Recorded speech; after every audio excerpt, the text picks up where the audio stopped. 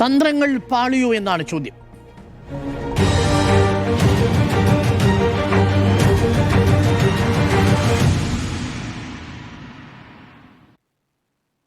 ഈ തെരഞ്ഞെടുപ്പ് തുടങ്ങുമ്പോൾ BJP പറഞ്ഞത് ഈ തെരഞ്ഞെടുപ്പിലെ ഏറ്റവും നിർണായകമായ ശക്തിയായി ഞങ്ങൾ മാറും എന്നാണ്. ശരിക്കും 2026 ഭരണം പിടിക്കുമെന്നൊന്നും BJP പറഞ്ഞില്ല. കുറച്ചുകൂടി റിയലിസ്റ്റിക് ആയിട്ടാണ് പറഞ്ഞത്. നിർണായക ശക്തികളായി മാറും, ഞങ്ങളില്ലാതെ ഭരണം ഇവിടെ സാധ്യമല്ല എന്ന അവസ്ഥയുണ്ടാവും. 2031 മുഖ്യപ്രതിപക്ഷമായിട്ട് വരുമെന്നുള്ളതായിരുന്നു BJPയുടെ ലൈൻ. അതിനുശേഷം 2036 ആകുമ്പോഴേക്കും ഭരണത്തിലേക്ക് എത്തുക, അങ്ങനെ ഒരു ലോങ് പ്രോജക്റ്റാണ് BJPക്ക് ഉണ്ടായിരുന്നത്. അപ്പോൾ 10 സീറ്റിലെങ്കിലും നേടി പ്രധാനപ്പെട്ട നിർണായക കക്ഷിയായി വരികയും ഒരു തൂക്ക് നിയമസഭ നിലവിൽ വരികയും ചെയ്യുക എന്നുള്ളതായിരുന്നു അവരുടെ പ്രതീക്ഷ. പക്ഷേ ഇന്നിപ്പോൾ കണക്കെടുക്കുമ്പോൾ എല്ലാം പാളുന്നു എന്ന് മാത്രമല്ല, അവരുടെ ക്രിസ്ത്യൻ ഔട്ട്റീച്ച് പ്രോഗ്രാമും പാളി. പാലയിൽ ശോഭാ സുരേന്ദ്രൻ്റെ സ്ഥാനാർത്ഥിത്വത്തെ തുടർന്നുണ്ടായ വിവാദങ്ങളും അവർക്ക് നിയന്ത്രിക്കാൻ പറ്റിയില്ല. ഈഴവ കമ്മ്യൂണിറ്റി അവരുടെ ഒപ്പം നിന്ന് ഈഴവ കമ്മ്യൂണിറ്റി ഒപ്പം നിർത്താനും കഴിഞ്ഞില്ല. മൊത്തത്തിൽ തന്ത്രങ്ങൾ പാളിയോ BJPയുടെ? പല പല തിരിച്ചടികളാണ് ഈ തെരഞ്ഞെടുപ്പിൽ BJP നേരിട്ടത്. അരുൺ ചൂണ്ടിക്കാണിച്ചതുപോലെ തന്നെ ഈ തെരഞ്ഞെടുപ്പിൻ്റെ തുടക്കത്തിൽ BJPക്ക് വലിയ പ്രതീക്ഷയുണ്ടായിരുന്നു. ആ പ്രതീക്ഷയുടെ ഭാഗമായിട്ടാണ് BJP ഈ തെരഞ്ഞെടുപ്പിൽ സ്ഥാനാർത്ഥി നിർണയമൊക്കെ തന്നെ നടത്തി വലിയ പ്രചരണത്തിലേക്കൊക്കെ തന്നെ മുന്നോട്ട് പോയത്. പക്ഷേ BJPക്ക് ഈ തെരഞ്ഞെടുപ്പിൽ വലിയ തിരിച്ചടി ഉണ്ടാകാനുള്ള കാരണങ്ങൾ തുടങ്ങിയത് എനിക്ക് തോന്നുന്നു ആദ്യം ഛത്തീസ്ഗഡിൽ ഉണ്ടായ കന്യാസ്ത്രീകളുടെ അറസ്റ്റും അതുമായി ബന്ധപ്പെട്ട നടപടികളുമായിരുന്നു. അതിനുശേഷം പിന്നീട് ക്രിസ്മസ് ദിനത്തിൽ ക്രിസ്തീയ സ്ഥാപനങ്ങൾക്ക് നേരെ, ക്രിസ്മസ് ഒരുക്കങ്ങൾക്ക് നേരെ നടന്നിട്ടുള്ള ആക്രമണങ്ങൾ. അതിന് പിന്നാലെയാണ് കേരളത്തിൽ നിയമസഭാ തെരഞ്ഞെടുപ്പ് വരുന്നത്. അപ്പോൾ അവിടെ BJP പ്രതീക്ഷിച്ച പോലെ കാര്യങ്ങൾ പോകുന്നില്ല എന്ന് BJPക്ക് അവിടെ മനസ്സിലാവുകയാണ്. കേരളത്തിൽ വേരൂന്നണമെങ്കിൽ ന്യൂനപക്ഷ വോട്ടുകൾ ഭിന്നിക്കാതെ സാധിക്കില്ല എന്ന് BJPക്ക് വളരെ കൃത്യമായി അറിയാം. കാരണം കേരളത്തിലെ മുസ്ലിം ന്യൂനപക്ഷ വിഭാഗവും ക്രിസ്ത്യൻ ന്യൂനപക്ഷ വിഭാഗവും ഒന്നിച്ചു നിൽക്കുമ്പോൾ കേരളത്തിൽ രാഷ്ട്രീയമായി വളരുക സാധ്യമല്ല. കാരണം കേരളത്തിലെ ഹിന്ദു വോട്ടുകൾ എന്ന് പറയുന്നത് അതിലേറെ ഈഴവ തീയ വോട്ടുകൾ എന്ന് പറയുന്ന CPMൻ്റെ ശക്തി കേന്ദ്രങ്ങളായ ആ വോട്ടുകൾ സെക്കുലർ ഫാബ്രിക്കായ വോട്ട് ബാങ്കാണ്. ആ വോട്ട് ബാങ്ക് പിളർത്തുക എളുപ്പമല്ല എന്ന് BJPക്ക് അറിയാം. പക്ഷേ വളരെ പതുക്കെ അതിൻ്റെ പ്രവർത്തനങ്ങളുമായി BJP മുന്നോട്ട് പോകുന്നുണ്ട്. അതിൽ പരമാവധി ശ്രമം നടത്തുന്നുണ്ട്. അത് ആ ഒരു സെക്കുലറായ വോട്ട് ബാങ്ക് പിളർത്താൻ കഴിയണമെങ്കിൽ തീർച്ചയായും കേരളത്തിൽ വർഗീയത പടർത്തണം, കേരളത്തിൽ വർഗീയ വിഭജനം ഉണ്ടാക്കണം. അതുതന്നെയാണ് BJP കഴിഞ്ഞ കുറേ കാലമായി ശ്രമിച്ചുകൊണ്ടിരിക്കുന്നത്. അത് എത്രത്തോളം തീവ്രമായി നടത്താൻ കഴിയുമോ അത്രത്തോളം തീവ്രമായി നടത്താൻ BJP ശ്രമിക്കുന്നുണ്ട്. ഈ തെരഞ്ഞെടുപ്പിൽ BJP ഉപയോഗിച്ച ഒരു സ്ട്രാറ്റജി എന്ന് പറയുന്നത് ക്രിസ്ത്യൻ വോട്ടുകളെ കൂടെ നിർത്തുക. അത് കഴിഞ്ഞ ലോക്സഭാ തെരഞ്ഞെടുപ്പ് മുതൽ തുടങ്ങിയതാണ്. അത് കേരളത്തിലെ ലോക്സഭാ തെരഞ്ഞെടുപ്പിൽ ഒരു ടെസ്റ്റായിരുന്നു. ആ ടെസ്റ്റ് തൃശ്ശൂരിൽ വിജയിച്ചു എന്നതാണ്. തൃശ്ശൂരിൽ നമുക്കറിയാം അവിടുത്തെ 6 അസംബ്ലി മണ്ഡലങ്ങളിൽ BJP 1-ാം സ്ഥാനത്തെത്തി. നമുക്കറിയാം അവിടെ ക്രിസ്ത്യൻ വോട്ടുകളില്ലാതെ ആ അസംബ്ലി മണ്ഡലത്തിൽ BJPക്ക് 1-ാം സ്ഥാനത്തെത്താൻ സാധിക്കില്ല എന്നത് വളരെ വ്യക്തമാണ്. അപ്പോൾ അവിടെ BJPക്ക് 1-ാം സ്ഥാനത്തെത്താൻ സാധിച്ചു എന്നത് വലിയ നേട്ടമായി BJP വിലയിരുത്തുകയും അതുകൊണ്ടാണ് ജോർജ് കുര്യനെ പോലൊരു മന്ത്രിയെ കേന്ദ്രമന്ത്രിസഭയിലേക്ക് കൊണ്ടുവരികയും ചെയ്തത്. പക്ഷേ അങ്ങനെ കൊണ്ടുവന്നു എങ്കിൽ പോലും ഉത്തരേന്ത്യൻ നഗരങ്ങളിൽ, ഉത്തരേന്ത്യൻ സംസ്ഥാനങ്ങളിൽ തീവ്ര ഹിന്ദു സംഘടനകളുടെ ക്രിസ്ത്യൻ വിരുദ്ധ നീക്കങ്ങൾ പ്രതിരോധിക്കാൻ BJPക്ക് സാധിച്ചില്ല. അവിടെ BJPയുടെ കണക്കുകൂട്ടലുകൾ പിഴച്ചു. അത് ഈ തെരഞ്ഞെടുപ്പിൽ പാളാൻ പോകുന്നുവെന്ന് മനസ്സിലാക്കിയതോടെയാണ് ഈ തെരഞ്ഞെടുപ്പിൻ്റെ പ്രചരണ ഘട്ടത്തിൻ്റെ ഇടയ്ക്ക് വെച്ച് ഇവർ FCRA എന്ന ബില്ല് കൊണ്ടുവരുന്നത്. സത്യത്തിൽ അത് ക്രിസ്ത്യൻ ന്യൂനപക്ഷത്തെ ഭീഷണിപ്പെടുത്താൻ വേണ്ടിയായിരുന്നു. നിങ്ങൾ BJPക്ക് ഈ തെരഞ്ഞെടുപ്പിൽ വോട്ട് ചെയ്തില്ല എങ്കിൽ നിങ്ങളുടെ സ്ഥാപനങ്ങൾ ഞങ്ങൾ വരിഞ്ഞു മുറുക്കാൻ പോകുന്ന, പിടിച്ചടക്കാൻ പോകുന്ന ഒരു മെസ്സേജ് കൊടുക്കുകയായിരുന്നു. യഥാർത്ഥത്തിൽ ആ മെസ്സേജ് ഈ തെരഞ്ഞെടുപ്പിൽ കേരളത്തിലെ ക്രിസ്ത്യൻ ന്യൂനപക്ഷ വിഭാഗം ഏറെക്കുറെ തള്ളി എന്ന് വേണം മനസ്സിലാക്കാൻ. അതാണ് PC ജോർജിൻ്റെ ഈ ഒരു തൊട്ടു പിന്നാലെ, വോട്ടെടുപ്പിന് തൊട്ടു പിന്നാലെ സഭയ്ക്കെതിരെയുള്ള ഈ ഒരു പൊട്ടിത്തെറിക്ക് പ്രധാനമായും കാരണം. PC ജോർജ് എവിടെ നിന്നാണ് വന്നത് നമുക്ക് എല്ലാവർക്കും അറിയാം. KM മാണി കൈപിടിച്ചുയർത്തിയ നേതാവാണ് PC ജോർജ്. പാലാ ബിഷപ്പിൻ്റെ എല്ലാ ആനുകൂല്യങ്ങളും പറ്റിക്കൊണ്ട് രാഷ്ട്രീയത്തിലേക്ക് ഉയർന്നു വന്നിട്ടുള്ള നേതാവാണ് PC ജോർജ് എന്ന് പറയുന്നത്. ആ PC ജോർജാണ് ക്രിസ്ത്യൻ സമുദായത്തെ, ക്രിസ്ത്യാനികളെ, മുസ്ലിം വിഭാഗത്തെ, കമ്മ്യൂണിസ്റ്റുകളെ ഈ രാജ്യത്തിൻ്റെ ശത്രുക്കളായി പ്രഖ്യാപിക്കുന്ന ഒരു സംഘപരിവാർ സംഘടനയുടെ BJPയുടെ ഭാഗമായി നിന്നുകൊണ്ട് ക്രിസ്ത്യൻ സഭകളെ വെല്ലുവിളിക്കുന്നത്, ക്രിസ്ത്യൻ സഭകൾക്ക് നേരെ തിരിയുന്ന ഒരു സാഹചര്യം ഉണ്ടായത്. ഏതായാലും അത് നമ്മൾ പച്ചയ്ക്ക് കണ്ടു എന്നുള്ളതാണ്.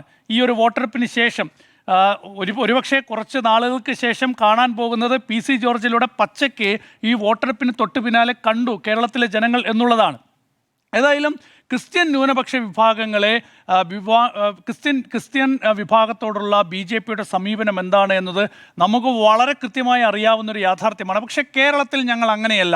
കേരളത്തിൽ ക്രിസ്ത്യൻ ന്യൂനപക്ഷ വിഭാഗങ്ങളെ സംരക്ഷിക്കും എന്നൊക്കെ വലിയ പ്രഖ്യാപനം നടത്തി BJP വന്നുവെങ്കിൽ പോലും അതൊന്നും നടക്കാൻ പോകുന്നില്ല എന്ന് കേരളത്തിലെ ക്രിസ്ത്യാനികൾ ഈ തെരഞ്ഞെടുപ്പിൽ തീരുമാനിച്ചിട്ടുണ്ട് എന്നാണ് ഞാൻ മനസ്സിലാക്കുന്നത്. അതിൻ്റെ ഭാഗമായിട്ടുള്ള ഒരു നിലപാട് അവർ എടുത്തിട്ടുണ്ട്. ആ നിലപാട് തിരിച്ചടിയാണെന്ന് BJP മനസ്സിലാക്കിയത് കൊണ്ട് തന്നെയാണ് ഞാൻ നേരത്തെ പറഞ്ഞതുപോലെ FCRA ബില്ലുമായി വന്നൊരു ഭീഷണി BJP നടത്താൻ നോക്കിയത്. അതും ഏശിയിട്ടില്ല. ഏതായാലും BJPയുടെ വലിയ പ്രതീക്ഷകൾ ഈ തെരഞ്ഞെടുപ്പിൽ നടക്കാൻ പോകുന്നില്ല എന്നുള്ള കാര്യം ഏറെക്കുറെ ഉറപ്പായിരിക്കുകയാണ്. നേരത്തെ ഇപ്പോൾ നമ്മുടെ റിപ്പോർട്ടിൽ പറഞ്ഞതുപോലെ തന്നെ 10 സീറ്റല്ല 5 സീറ്റ് പോലും BJPക്ക് തെരഞ്ഞെടുപ്പിൽ കിട്ടാൻ പോകുന്നില്ല.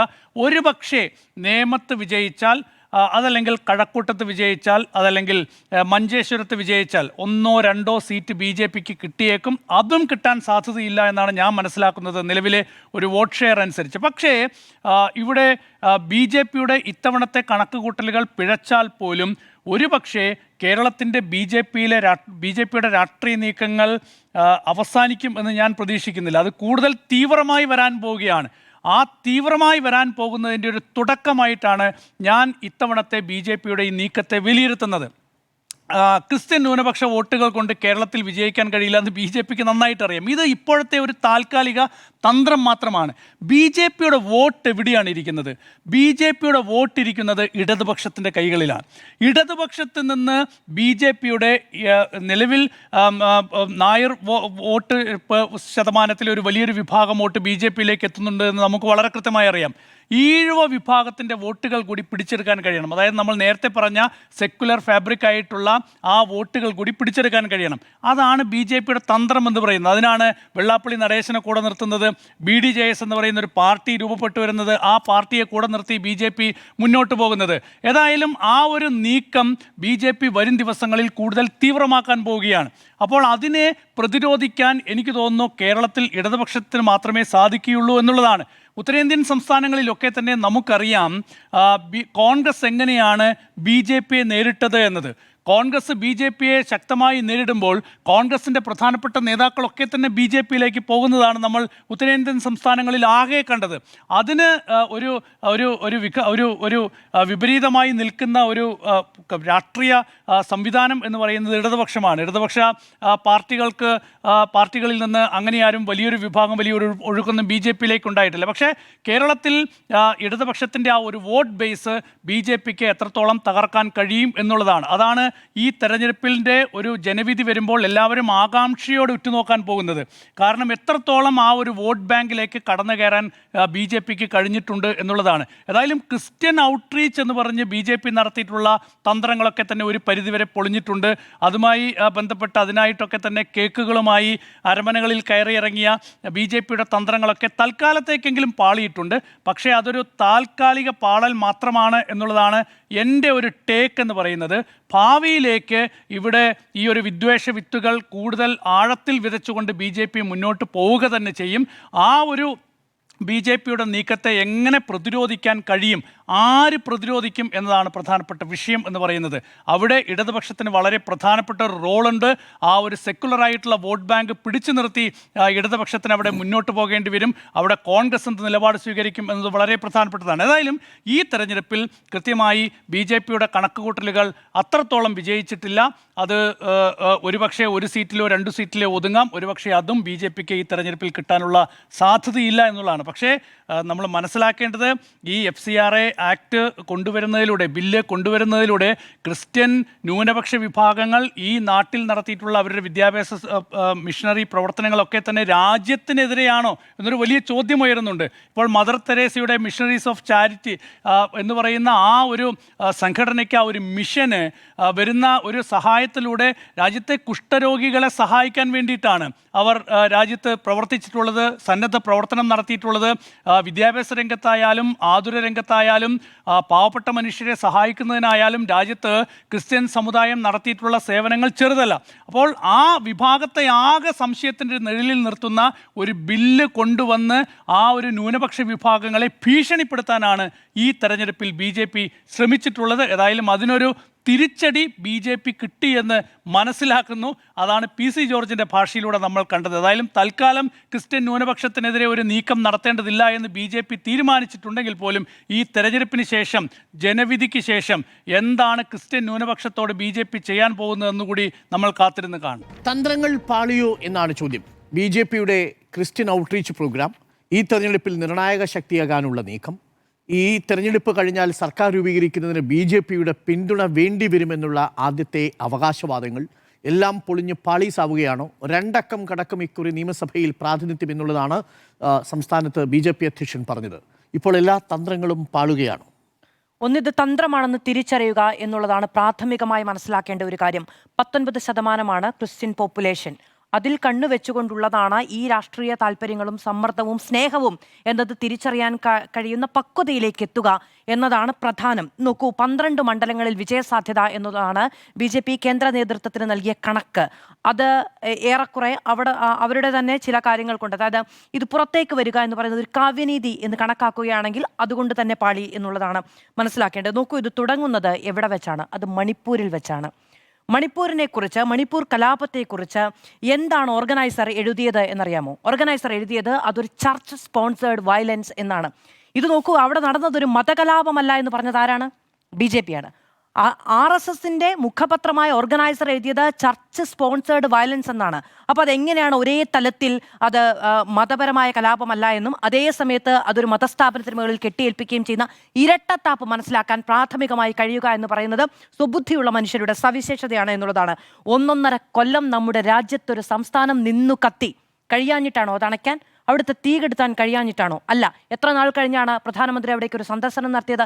എത്ര മാസങ്ങൾ കഴിഞ്ഞതിന് ശേഷമാണ്? പ്രധാനമന്ത്രി പോയാൽ എല്ലാമായോ എന്ന് ചോദിച്ചാൽ മറ്റാര് പോകും എന്നതൊരു ചോദ്യമുണ്ട്. കലാപങ്ങൾ നടന്ന ഭൂമിയിലൂടെ രാത്രി എന്നില്ല പകലെന്നില്ലാതെ അലഞ്ഞു നടന്നൊരു മനുഷ്യനുണ്ട് നമ്മുടെ ചരിത്രത്തിൽ. ആരാണ്? മഹാത്മജിയാണ്. അദ്ദേഹം ആകാൻ പഠിക്കുകയും അത് പോരാഞ്ഞിട്ട് വിശ്വഗുരുവാകാൻ ശ്രമിക്കുകയും ചെയ്യുന്ന മനുഷ്യരിവിടെ ഉണ്ടല്ലോ. അപ്പോൾ ആ മണിപ്പൂരിൽ വെച്ച് മനസ്സിലാക്കിയതാണ് ഈ ഇരട്ടത്താപ്പ് എന്ന് പറയുന്നത്. അത് മനസ്സിലാകാത്തവർക്ക് പരിമിതിയുണ്ട് എന്ന് പറഞ്ഞു പോവുക മാത്രമേ ഉള്ളൂ. പിന്നീട് നോക്കൂ, തെരഞ്ഞെടുപ്പിന്റെ സമയത്ത് FCRA വരികയാണ്. FCRA, അതായത് ക്രിസ്ത്യൻ ഔട്ട്റീച്ച് പ്രോഗ്രാം ഇവിടെ വളരെ സക്സസ്ഫുള്ളായി മുന്നോട്ട് കൊണ്ടുപോകുന്നു എന്ന സമയത്താണ് NGOകളുടെയും ഈ സഭകളുടെയും സ്വത്തുമായി ബന്ധപ്പെട്ടൊരു ബില്ല് രാജ്യസഭയും ലോക്സഭയും പരിഗണിക്കാൻ വേണ്ടി എത്തുന്നത്. ഇവിടെ വലിയ പ്രശ്നമുണ്ടായി. ഇവിടുത്തെ BJP നേതാക്കൾ കേന്ദ്ര നേതൃത്വത്തെ കാര്യമറിയിച്ചു. സഭകളുടെ വലിയ പ്രതിഷേധമുണ്ടായി. അപ്പോൾ ഇവിടുത്തെ തിരഞ്ഞെടുപ്പ് അപ്പോഴും എന്താണ് പറഞ്ഞത്? ഇത് മാറ്റിവെക്കുകയാണ് എന്നാണ്. അതായത് തൽക്കാലത്തേക്ക് മാറ്റിവെക്കുകയാണ് എന്ന് മാത്രമായിരുന്നു ആ ഘട്ടത്തിൽ പോലും പ്രതികരണമുണ്ടായത്. ദീപികയുമായി ബന്ധപ്പെട്ട് PC ജോർജും ഷോൺ ജോർജും ഉൾച്ചേർന്നിരിക്കുന്ന പ്രശ്നങ്ങളുടെ തുടക്കം പിന്നീട് തിരഞ്ഞെടുപ്പിന്റെ പിറ്റേ ദിവസം ഉണ്ടാവുകയാണ്. ഒരൊറ്റ വാക്ക് തെരഞ്ഞെടുപ്പിന്റെ തലേ ദിവസം, നിശബ്ദ പ്രചാരണത്തിന്റെ ദിവസം, അല്ലെങ്കിൽ ഈ പ്രചാരണത്തിന് മുഴുവൻ പരിധിയിൽ പറഞ്ഞിരുന്നെങ്കിൽ നട്ടല്ലുണ്ട് എന്ന് പറയാമായിരുന്നു. ഇതങ്ങനെയല്ല. വോട്ട് മുഴുവൻ അത് കിട്ടാവുന്ന വോട്ട് വരട്ടെ എന്നതിന് ശേഷം തിരഞ്ഞെടുപ്പിന്റെ പിറ്റേ ദിവസം ഈ പ്രതികരണങ്ങൾ ഉണ്ടാവുകയാണ്. എന്തൊക്കെയാണ് പറഞ്ഞത്? എത്ര തവണ മുത്തിയിട്ടുള്ള കൈകളായിരിക്കും? ഈ പറയുന്ന രാഷ്ട്രീയം ഒരൊറ്റ ദിവസം കൊണ്ട് ഉണ്ടായതല്ലല്ലോ. ഈ സഭകളോട് ചേർന്ന് നിന്നുകൊണ്ടും ആ വിഭാഗവുമായി ചേർന്ന് നിന്നുകൊണ്ടും എത്ര കാലം ഈ പറയുന്ന നിയമസഭാംഗത്വം ഉണ്ടാക്കിയിട്ടുണ്ട്. അതിനുശേഷം ഒരു സുപ്രഭാതത്തിൽ പോക്രിത്തരം കാണിക്കുന്നവന്മാരായി മാറുകയാണ്, വൃത്തികെട്ടവന്മാരായി മാറുകയാണ്. ആ നിലയ്ക്ക് സഭാപിതാക്കന്മാരെ വിശേഷിപ്പിക്കപ്പെടുകയാണ്. അത് PC ജോർജ്. മകൻ ദീപിക പത്രത്തിലേക്ക് മാത്രമായി ആ വിമർശനത്തെ ചുരുക്കുകയാണ്. അതിന് മറുപടി പറഞ്ഞ് BJP രംഗത്ത് വരികയും ചെയ്തു. അതൊരു പത്രസ്ഥാപനത്തിനെതിരായ, അതായത് കോൺഗ്രസിന്റെ നാവായി മാറിയ ഒരു പത്രപ്രസ്ഥാനത്തെക്കുറിച്ച് മാത്രമുള്ള വിമർശനമാണെന്ന്. എന്തുകൊണ്ട് PC ജോർജിന്റെ പ്രതികരണത്തെക്കുറിച്ച് ഒരൊറ്റ അക്ഷരം മിണ്ടിയില്ല? ഈ പറയുന്ന കെട്ടിപ്പൊക്കിയ പ്രസ്ഥാനങ്ങൾ അല്ലെങ്കിൽ സംവിധാനങ്ങൾ പാളും എന്ന് മനസ്സിലാക്കിയിട്ടായിരുന്നു അതങ്ങനെ ഉണ്ടായത്. ഇതിനു മുൻപ് നോക്കൂ, കിരൺ റിജിജു അടക്കം ഇവിടെ വന്ന് സംസാരിക്കുന്നു. പ്രധാനപ്പെട്ട നേതാക്കൾ എല്ലാവരും വരുന്നു, അങ്ങോട്ട് വിളിക്കുന്നു, അവിടെ മധുരം വെക്കുന്നു, ഇവിടെ മധുരം വെക്കുന്നു. ഈ നിലയ്ക്കുള്ള കുറേയേറെ നമ്മൾ കാണുകയും ചെയ്തല്ലോ. 300 രൂപ അടിസ്ഥാന വില റബ്ബർ ഷീറ്റ് നൽകുകയാണെങ്കിൽ MBA തരാം എന്ന് പറഞ്ഞവർ ഈ നാട്ടിലുണ്ടല്ലോ. അതായിരുന്നു അടിസ്ഥാന പ്രശ്നം. ശരിയാണ്, മലയോര കാർഷിക ജനതയ്ക്ക് അവരുടെ കാർഷിക വിളകൾക്ക് വില വേണമെന്നത് പ്രധാനപ്പെട്ട ആവശ്യമാണ്. പക്ഷെ അതായിരുന്നു അടിസ്ഥാന പ്രശ്നം. 2014 ക്രിസ്ത്യൻ മൈനോറിറ്റിക്കെതിരെ രാജ്യവ്യാപകമായി നടന്ന അക്രമങ്ങളിൽ രജിസ്റ്റർ ചെയ്യപ്പെട്ട കേസുകൾ 139 ആയിരുന്നു. എങ്കിൽ 2025 വരുമ്പോൾ അത് 900-ആയി ഉയർന്നിരിക്കുന്നു. അത് യുണൈറ്റഡ് ക്രിസ്ത്യൻ ഫോറത്തിന്റെ കണക്കാണ്. അതിനെതിരെ ചില ആരോപണങ്ങളൊക്കെ ഉണ്ടായിട്ടുണ്ട്. പക്ഷേ അതെല്ലാം രജിസ്റ്റർ ചെയ്യപ്പെട്ട FIR-കളുടെ കണക്കാണ്. ഈ നാട്ടിൽ ഒരു ന്യൂനപക്ഷത്തിന് നേരെ ആഭ്യന്തര ശത്രുക്കൾ എന്ന ഒരു വിഭാഗം എഴുതിത്തള്ളിയ ഒരു ന്യൂനപക്ഷത്തിനെതിരെ ഈ രീതിക്ക് ക്രൈമുകൾ വർദ്ധിക്കുന്ന ഇന്ത്യ, പുതിയ ഇന്ത്യ ഉണ്ടാക്കപ്പെട്ടത് ആരുടെ കാർമ്മികത്വത്തിലാണ് എന്ന് മനസ്സിലാക്കേണ്ടതുണ്ട്. ന്യൂനപക്ഷത്തെ നോക്കൂ, സുനിൽ സാർ പറഞ്ഞത് വളരെ കൃത്യമായൊരു കാര്യമാണ്. വോട്ട് എവിടെ നിന്നായാലും വേണമെന്നതാണ് സിദ്ധാന്തം. അങ്ങനെയാണ് എങ്കിൽ ന്യൂനപക്ഷത്ത് നടന്നില്ലെങ്കിൽ അത് ഭൂരിപക്ഷത്ത് നിന്ന് എന്ന തീരുമാനത്തിലേക്ക് സ്ട്രാറ്റജി ചേഞ്ച് ഉണ്ടാകും. സ്വാഭാവികമാണ്, വോട്ട് എവിടെ നിന്നെങ്കിലും വേണം. അപ്പോൾ ആ നിലയ്ക്കാണ് വെള്ളാപ്പള്ളി നടേശനടക്കമുള്ളവർ ഒരു പ്രത്യേക സ്ഥലത്തെക്കുറിച്ച് പരാമർശമുണ്ടാക്കി 2 സമുദായങ്ങളെ അപ്പുറത്തും ഇപ്പുറത്തും നിർത്തി, അല്ലെങ്കിൽ നമുക്ക് ശ്വസിക്കാൻ കഴിയില്ല എന്ന ചിന്ത മനുഷ്യരിലേക്ക് ഉണ്ടാക്കുന്ന തരത്തിലുള്ള പ്രതികരണങ്ങൾ നടത്തുന്നത് എന്നത് നമ്മൾ മനസ്സിലാക്കേണ്ടത്. നോക്കും, മലബാർ മേഖലയിൽ തീയ മുസ്ലിം കമ്മ്യൂണിറ്റി ജീവിക്കുന്നത് എങ്ങനെയാണ്, എത്ര സൗഹാർദ്ദത്തോടെ കൂടിയാണ്. നോക്കൂ, നമുക്ക് നമ്മുടെ പേരുകളിൽ തന്നെ എത്ര സൗഹാർദ്ദമുണ്ടായിരുന്ന ഒരു കാലം നമ്മുടെ ഓർമ്മയിലുണ്ട്. നമ്മൾ അത് കണ്ട് വളർന്നവരാണ്. നമ്മൾ മുല്ല എന്ന് പേരിടുന്ന മനുഷ്യൻ, മലയാളത്തിൽ മുല്ല എന്ന് പേരിടുന്ന മനുഷ്യന്മാരും ആ സമുദായത്തിൽപ്പെടുന്ന മനുഷ്യരും നമുക്കുണ്ടായിരുന്നു. ആ നിലയ്ക്ക് സൗഹാർദ്ദ അന്തരീക്ഷത്തിൽ ജീവിച്ച മനുഷ്യർ കൂടുതൽ രാഷ്ട്രീയത്തിലേക്ക് വരുമ്പോൾ രാഷ്ട്രീയമായി പരിണമിക്കുക എന്നതിനപ്പുറത്തേക്ക് കൂടുതൽ മതധ്രുവീകരണം കുത്തിവെക്കപ്പെട്ട മനുഷ്യന്മാരായി മാറുന്നത് രാഷ്ട്രീയ താല്പര്യങ്ങൾ കൊണ്ടാണ് എന്നത് നമ്മൾ മനസ്സിലാക്കി പോകേണ്ടതുണ്ട്. നോക്കൂ, ക്രിസ്തുവിനെ ഒറ്റുകൊടുക്കുന്നത് ചുംബനം കൊണ്ടാണ്. അത് വളരെ മനോഹരമായതും സ്നേഹത്തിൻ്റെ പ്രസരണവുമായും നമ്മൾ കാണുന്ന ഒന്നാണ്. പക്ഷേ അത് നൽകിയ വേദന കുരിശേറ്റത്തിൻ്റെതാണ്. പങ്കുവയ്ക്കുന്ന മധുരത്തിന് ആ കുരിശേറ്റം കാത്തിരിപ്പുണ്ട് എന്ന ജാഗ്രതയുണ്ടായാൽ നന്നായിരിക്കും. തന്ത്രങ്ങൾ പാളിയോ എന്നുള്ളതാണ് ചോദ്യം. BJPയുടെ തന്ത്രങ്ങൾ ഓരോന്നായി പാളിക്കൊണ്ടിരിക്കുന്നു എന്നുള്ളതാണ്. 2 പ്രധാന കാര്യങ്ങൾ പറയാം. ഒന്ന്, കണക്കുകളിലൂടെ നമ്മൾ സഞ്ചരിക്കുമ്പോൾ കൗതുകകരമായ ചില മാറ്റങ്ങൾ കാണാം. അത് ഇത്തവണത്തെ തിരഞ്ഞെടുപ്പ് ആകുന്നതോടുകൂടി അതിൻ്റെ കൃത്യമായ വെളിവാക്കപ്പെടലിലേക്ക് എത്തും. രണ്ടാമത്തേത്, ഒരു സ്ട്രാറ്റജിക് ഷിഫ്റ്റ് കേരളത്തിലെ BJPയുടെ തന്ത്രങ്ങളിൽ സംഭവിച്ചിട്ടുണ്ട്. അതെങ്ങനെയാണ് പാളിപ്പോയതെന്ന് വിശദീകരിക്കാൻ ശ്രമിക്കാം. ആദ്യത്തേത്, കണക്കിലെ കൗതുകമുണ്ടല്ലോ. എന്താണ് തദ്ദേശ തെരഞ്ഞെടുപ്പ് വരുന്നതിന് മുമ്പ് BJP പറഞ്ഞത്? തൃശ്ശൂരിലൊരു പ്രവർത്തക കൺവെൻഷൻ ഉണ്ടായിരുന്നു. അപ്പോൾ തൃശ്ശൂരിലെ പ്രവർത്തക കൺവെൻഷനിൽ വെച്ച് പറഞ്ഞത് 25% വോട്ട് ഞങ്ങൾ പിടിക്കും എന്നാണ്. 25% വോട്ട് ഞങ്ങൾ പിടിക്കും തദ്ദേശ തെരഞ്ഞെടുപ്പിൽ. അതായത് 19%-ലധികം ലോക്സഭാ തെരഞ്ഞെടുപ്പിൽ നേടിയതിൻ്റെ ആത്മവിശ്വാസത്തിലാണ് ഈ ഒരു പ്രസ്താവന ഇറക്കുന്നത്. എന്നിട്ട് എന്താ സംഭവിച്ചത്? 13%-ലേക്ക് BJP ചുരുങ്ങി. ഏകദേശം 15%-ൽ താഴെയിലേക്ക് NDA ചുരുങ്ങുന്ന സാഹചര്യമുണ്ടായി. പ്രതീക്ഷിച്ചതിൽ നിന്നും 10% വളർച്ച മാത്രമേ ഉണ്ടാക്കാൻ സാധിച്ചുള്ളൂ. ഇതാണൊരു വലിയ പ്രധാനപ്പെട്ട കാര്യം. അപ്പോൾ തദ്ദേശ തിരഞ്ഞെടുപ്പിൽ എന്താ അവരുടെ നേട്ടം? കോർപ്പറേഷൻ അവർക്ക് കിട്ടി, പക്ഷേ ഒരു സ്വതന്ത്രം വേണ്ടി വന്നു. 2 മുനിസിപ്പാലിറ്റികളിൽ, തൃപ്പൂണിത്തറയിലും പാലക്കാടും അവർക്ക് ഭരണം നിലനിർത്താൻ പറ്റി. പന്തളത്ത് മുനിസിപ്പാലിറ്റിയിൽ അവർക്ക് ഭരണം നഷ്ടപ്പെട്ടു. മൊത്തമുള്ള ഗ്രാമപഞ്ചായത്തുകളിൽ 30 ഗ്രാമപഞ്ചായത്തുകളിൽ പ്രസിഡന്റ് സ്ഥാനം കിട്ടി. ഇതിനും അപ്പുറത്തേക്ക് BJP തദ്ദേശ തിരഞ്ഞെടുപ്പിൽ വളർന്നില്ല. ഇവിടെയാണ് BJPയുടെ വളർച്ചയെ എന്താണ് തടസ്സപ്പെടുത്തുന്നത് എന്നൊരു ചോദ്യമുള്ളത്. അക്കാഡമിക്കായിട്ട് BJPയുടെ വളർച്ചയെ നമുക്ക് 1, 2, 3 ഘട്ടങ്ങളിലായിട്ട് വേണമെങ്കിൽ തിരിക്കാം. ഇപ്പോൾ ഒന്നാം ഘട്ടം എന്ന് പറയുന്നത് എങ്ങനെയാണ്? 1980 മുതൽ BJPയുടെ വളർച്ച എന്ന് പറയുന്നത് ഏകദേശം 2 ഡെക്കേഡ്സ്, 2-2.5 ദശാബ്ദത്തിനു ശേഷമാണ് BJP ഒരു കൺസിഡറബിൾ നമ്പറായിട്ട് മാറുന്നത്. 1%-ൽ നിന്ന് 2%, 3%, 5, 6%. നോക്കൂ, 2001-ലും 2006-ലും 5%, 4, 6% എന്നീ കണക്കിലേക്ക് നിൽക്കുകയാണ്. ഈ നൂറ്റാണ്ട് തുടങ്ങുമ്പോൾ 2001-ൽ കേവലം 5%. ഈ വോട്ട് എവിടെ നിന്നാണ് വന്നതെന്ന് നോക്കുമ്പോൾ അത് സ്കാറ്റേഡ് ആയിരുന്നു, പല വിഭാഗങ്ങളിൽ നിന്നാണ്. അതിൽ നായർ വിഭാഗങ്ങളിൽ നിന്നൊരു വോട്ട് വന്നിരുന്നു. 1980-കളിൽ, പ്രത്യേകിച്ച് 2090-കൾക്ക് ശേഷം വന്നിരിക്കുന്ന ഒരു പ്രത്യേക മെറിറ്റ് സമാനമായിട്ടുള്ള ഒരു സാഹചര്യം. പ്രേക്ഷകർക്കെല്ലാം അറിയാവുന്നതുപോലെ ഉത്തരേന്ത്യയിൽ വലിയ രാഷ്ട്രീയ പ്രതിഭാസത്തിന് തുടക്കം കുറിച്ചതാണ് സംവരണം എന്ന് പറയുന്നത്. ആ മണ്ഡൽ കമ്മീഷൻ റിപ്പോർട്ടുമായി ബന്ധപ്പെട്ടുകൊണ്ട് ഉത്തരേന്ത്യയിൽ നടന്ന രാഷ്ട്രീയ ചലനം കേരളത്തിൽ ഒരു ചലനവും ഉണ്ടാക്കിയില്ല. പക്ഷേ ഒരു ചലനം ആന്തരികമായി ഉണ്ടാക്കി. മെറിറ്റിന് വേണ്ടി നിൽക്കുന്ന സവർണ വിഭാഗത്തിൽപ്പെട്ട ആളുകൾ അവരുടെ രാഷ്ട്രീയ അഭയം എന്ന നിലയ്ക്ക് BJP ഉറ്റുനോക്കി തുടങ്ങുന്നത് വാജ്പേയി വരുന്നതിന് ശേഷമാണ്. അപ്പോൾ അങ്ങനെ വരുമ്പോൾ നായർ കമ്മ്യൂണിറ്റിയിൽ നിന്നൊരു വിഭാഗം പോകുന്നു, ക്രിസ്ത്യൻ കമ്മ്യൂണിറ്റിയിൽ നിന്ന് അപ്പർ കാസ്റ്റ് വിഭാഗത്തിൽപ്പെട്ട RC വിഭാഗത്തിൽപ്പെട്ട ഒരു വിഭാഗം ആളുകൾക്ക് എന്തുകൊണ്ട് BJPയെക്കുറിച്ച് ചിന്തിച്ചുകൂടാ എന്നുള്ളതിനെക്കുറിച്ചുള്ള ആലോചനകൾ ഉണ്ടാകുന്നു. ഒന്ന് നോക്കൂ, കോട്ടയത്ത് നിന്ന് നമുക്ക് ഒരു NDA MP ഉണ്ടായിരുന്നു അല്ലേ? ഒന്ന് ആലോചിച്ച് നോക്കൂ.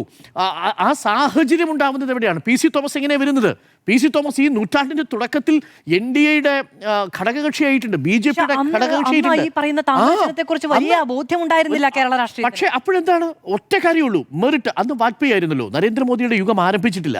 അന്ന് വാജ്പേയിയുടെ ഒരു ഇംപ്രഷനിൽ നിൽക്കുന്ന സമയമാണ്. ആ സമയത്താണ് കേരളത്തിൽ BJP ചൂടുറപ്പിക്കാനുള്ള ശ്രമം നടത്തുന്നതെങ്കിലും പക്ഷേ കാര്യമായിട്ട് ഇമ്പാക്റ്റ് ഉണ്ടാക്കാൻ പറ്റുന്നില്ല. കാര്യം അവിടെ വളരെ കൃത്യമായ ഒരു ബൈപോളാർ രാഷ്ട്രീയം അവിടെ ഉണ്ടായിരുന്നു. UDF LDFിൻ്റെ വോട്ട് വിഹിതം എത്രയായിരുന്നു? വളരെ കൗതുകമാണ്. 44, 45, 45, 44, 45, 46 ഇതായിരുന്നു LDFിൻ്റെയും UDFിൻ്റെയും വോട്ട് വിഹിതം എന്നുവരെ 2011 വരെ. 2011 ശേഷം കാര്യമായൊരു ഷിഫ്റ്റ് സംഭവിച്ചിട്ടുണ്ട്. അപ്പോൾ 1980 മുതൽ 2006 വരെ ഒരു ഫേസ് ആയിട്ട് നമുക്ക് എടുക്കാം.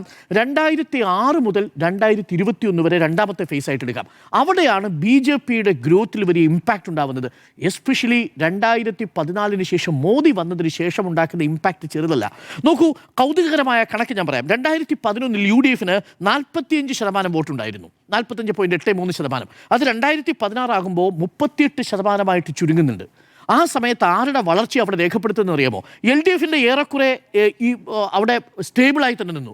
44% എന്നുള്ളത് 43.48% ചുരുങ്ങുക ചെയ്യുന്നത്. ആ LDFിന് 2011 2016 ഇടയ്ക്ക് കാര്യമായ വോട്ട് ചോർച്ച ഉണ്ടാവുന്നില്ല.